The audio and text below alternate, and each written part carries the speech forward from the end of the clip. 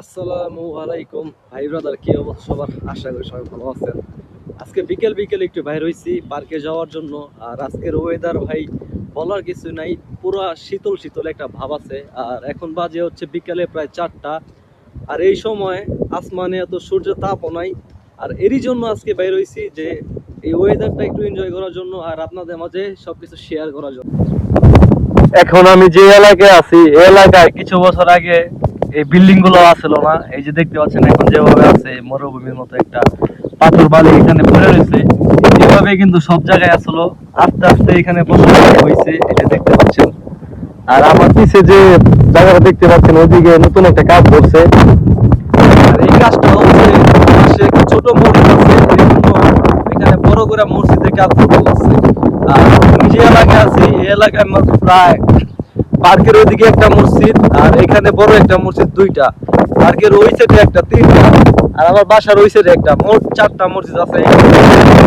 মনে করেন যে 10 মিনিট 5-10 মিনিটের রাস্তা ঘুরলে পরে মনে করেন এই 4টা মসজিদ ঘোরা হয়ে যাবো গা ভাই, এতটা মসজিদ। আসলে প্রত্যেকটা এলাকায় মনে করেন এই সৌদি আরবে সব জায়গায় মসজিদ পাবেন, কোনো জায়গায় বাদ পাবেন না।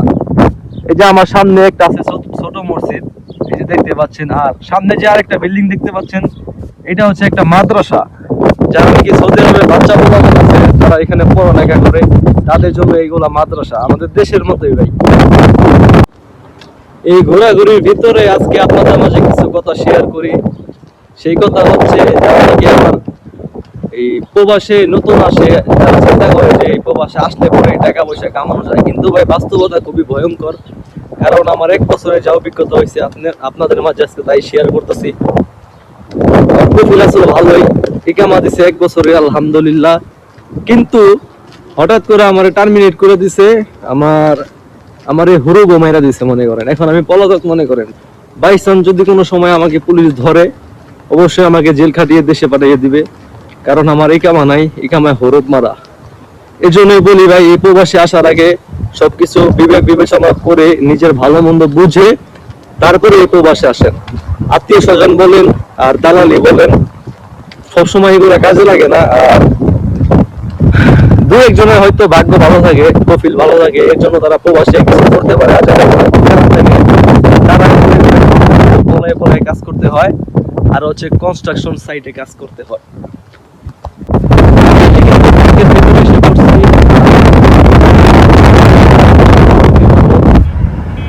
আর এই বসন্তের ফুল দেখতে আমার ভালো লাগে, প্রত্যেকটা গাছের ভিতরে ফুল আছে দেখতে পাচ্ছেন। আর এই হচ্ছে আমার সেই পার্ক, যে পার্কে আমি প্রতিদিন আসি, প্রতিদিন বলতে প্রায় সময় আমি পার্কে ঘোরার জন্য আসি। কিছু বাচ্চা ওদের দেখলে পরে আমার শৈশবের কথা মনে পড়ে। আর ওদিকে আরো মানুষজন আছে দেখতে পাচ্ছেন, এখানে সিকিউরিটি আছে পার্কের। আর এখানে বাচ্চা পোলাপান খেলাধুলা করতেছে, এখানে আরো মানুষজন আছে দেখতে পাচ্ছেন। আর আমার আছে সাইকেল নিয়ে গেল দেখতে পাচ্ছেন। সন্ধ্যা নামবে তখন মনে করেন আমি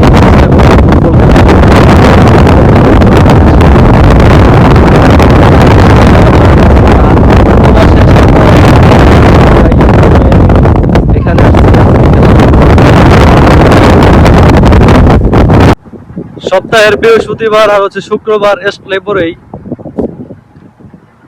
সপ্তাহের বৃহস্পতিবার আর হচ্ছে শুক্রবার এই 2 দিন আসলে পরে এই পার্ক পুরো জমজম থাকে।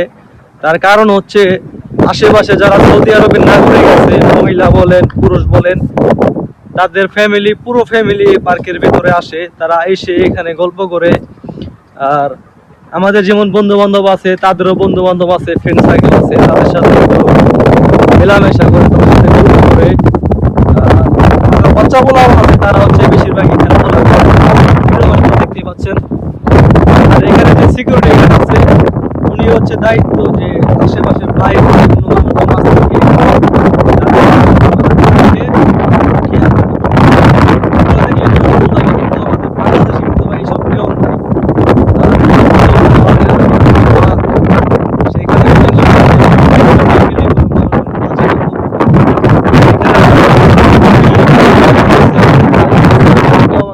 কোনো সমস্যা নাই, কিন্তু আমাদের অনেক সমস্যা। আসছে মারাত্মক ভাই, যে